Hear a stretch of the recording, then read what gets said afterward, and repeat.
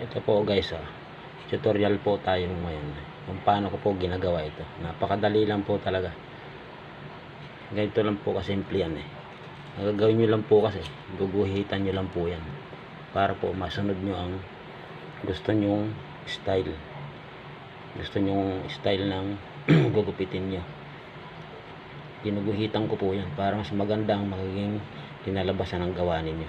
Para po, parang ganito po. Parang ganito. Yan. Ito po, isipin mo, napakaliit po ng dahon yan. Hindi po basta-basta ginupit-gupit lang po yan.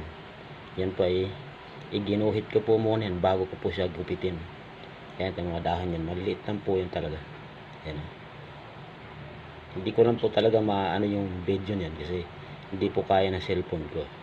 Mababa lang po kasi internal na cellphone ko. Parang ito. Kailangan guguhitan mo muna siya para masunod mo yung gusto mo. Ito po. May guhit po talaga yan. Pakita ko po sa inyo. Yan po, may guhit po yan. May guhit po ito. Sasampulan ko po kayo.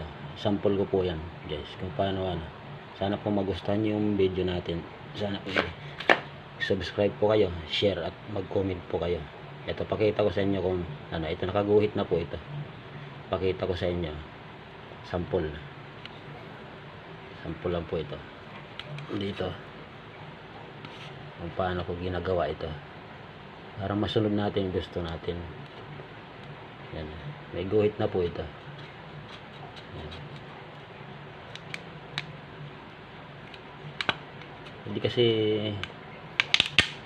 pwede yung basta-basta ka lang gupit ng gupit na hindi mo naman din nagugustuhan yung mismong gawa mo rin. Mas maganda po yung ginugupit mo para guguhitan mo na para masunod yung gusto mo. Parang ganito. Ito po sample lang po ito. Ang mukha po nung ginawa ko na malilit yung dahon na yan. Talagang nakaguhit po talaga yan. Hindi po siya bastang gupit lang na gupit na hindi mo nasusunod yung gusto mo. Yan. Yan po siya.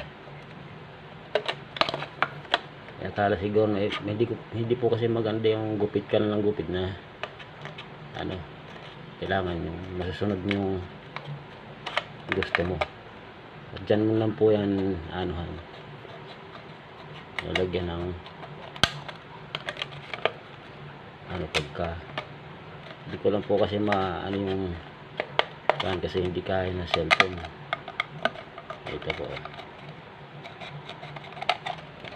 ang ganito.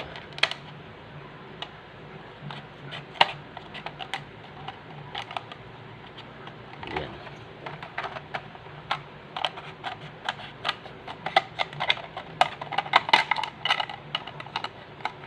Mabilisan lang po ito kasi hindi kaya ko ng internal. Yan po. Diba?